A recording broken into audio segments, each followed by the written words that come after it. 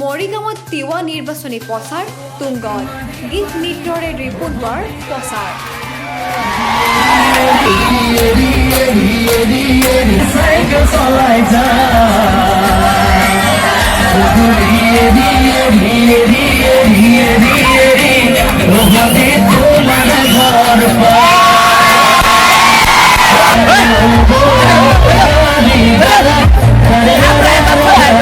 মধ্য অসমত তুংগত উঠিছে তিৱা স্বায়ত্ত পৰিষদীয় নিৰ্বাচনী প্ৰচাৰ মৰিগাঁৱত গীত নাচেৰে নিৰ্বাচনী প্ৰচাৰত কংগ্ৰেছৰ সভাপতিসহ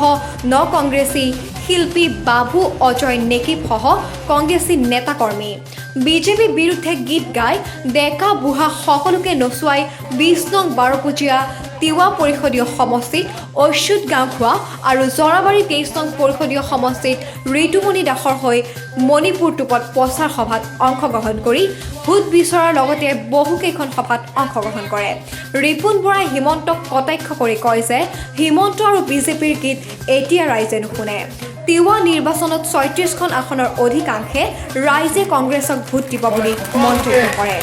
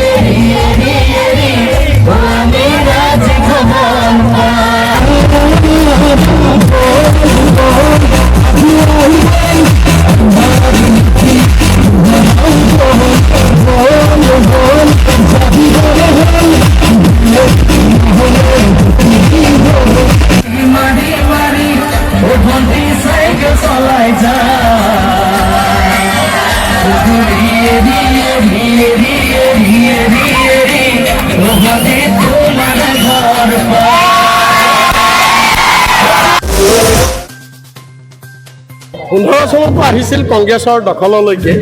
কিন্তু বিজেপিয়ে কিনি লৈছিল ঘোঁৰা কিনা দি আমাৰ মানুহবিলাক কিনি লৈছিল এইবাৰ কিনিব নোৱাৰে আৰু এইবাৰ হিমন্তই যি নাচোন দিলে এতিয়া হিমন্তৰ নাচোনে কাম নকৰে আমাৰ নাচোনে কাম কৰিব এতিয়া আমি নাচোন আৰম্ভ কৰিছোঁ এতিয়া হিমন্তই কান্দিব আমি নাচি তিৱা কাউন্সিল ইলেকশ্যন আৰু এইখন কংগ্ৰেছে দখল কৰিব বিটিএডিটো আমি গৰিষ্ঠ সংখ্যক আসন পাম আৰু নিৰ্ণায়ক ভূমিকা আমি ল'ম আমি পোনপটীয়াকৈ তাত পৰিষদ গঠন কৰিব নোৱাৰোঁ নিউজ ডেস্ক ৰিপৰ্ট মৰিগাঁও সংবাদ